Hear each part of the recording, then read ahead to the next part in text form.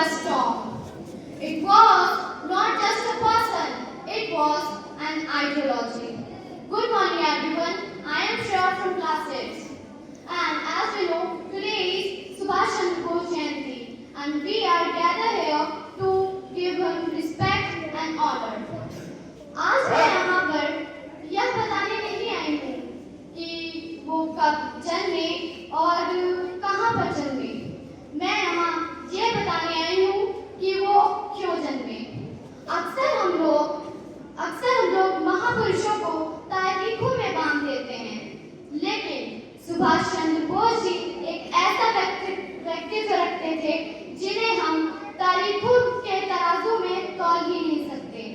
एक ऐसा महामानव जिसने ब्रिटिश हुकूमत की नींव को हिला कर रख दिया था। ब्रिटिश हुकूमत की नींव को हिला कर रख दिया था। एक ऐसा व्यक्ति जिसने ऐशो आराम की जिंदगी को ठुकराकर कांटों भरी जिंदगी को अपना रास्ता चुन लिया था। नेताजी ने कहा था, freedom is not given, it is taken. Freedom दी नहीं जाती है, इसे छीना जाता है। जब पूरी दुनिया दूसरे विश्व युद्ध की आग में जल रही थी, तब एक भारतीय शेर दहाड़ रहा था। उन्होंने कहा था, तुम मुझे खून दो, मैं तुम्हें आजादी दूंगा। Let's ask ourselves today, is that only about the blood? क्या वो सिर्फ खून की बात थी? No, it was about the courage, the empowerment, the sacrifices and the unity of India. Netaji ने कभी भी जात पात या धर्म की राजनीति नहीं की थी। उन्होंने सरहदें पार करके अपनी आजाद हिंद फौज को खड़ा कर दिया था। उनकी आजाद हिंद फौज ही हमारे अखंड भारत की सबसे बड़ा उदाहरण थी। His vision for India was clear: one nation and one identity.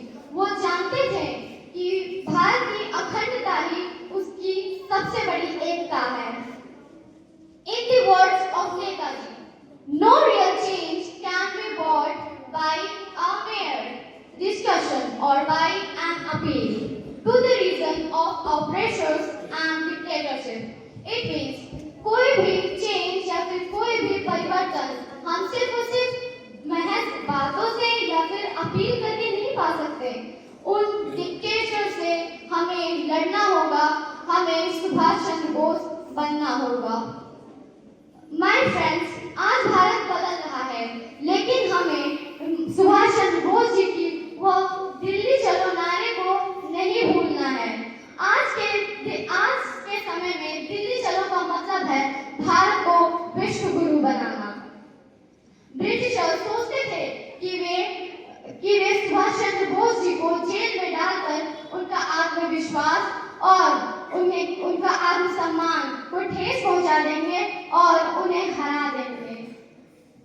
But they did not know that one individual may die for an idea, but that idea will after his death incarnate itself in 1,000 lives.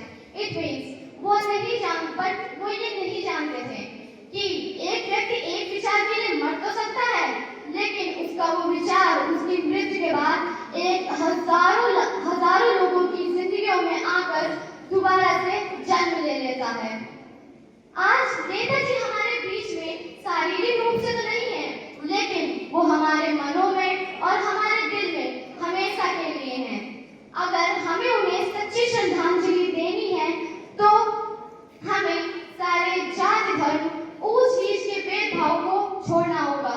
हमें उन्हें सच्ची श्रद्धांजलि देने के लिए उनके दिए गए पदों पर और उनकी सोच को समझना होगा, ना कि सिर्फ और सिर्फ ऊंच नीच और जाति धर्म को मानकर हमें इधर उधर की बातों में लगना है। इसी से हमारा देश एक एम्पावरमेंट एंड अ फ्रीडम, जो हमें आजादी मिल तो चुकी है, लेकिन शायद अभी हमें आजादी का मतलब नहीं पता, लेकिन हमें अपनी आजादी को, हमें अपने भारत को अखंड भारत बनाना होगा, जो वो हमारे देश के लिए करके तो चले गए, लेकिन शायद अभी हम लोगों ने वो सोचा नहीं है।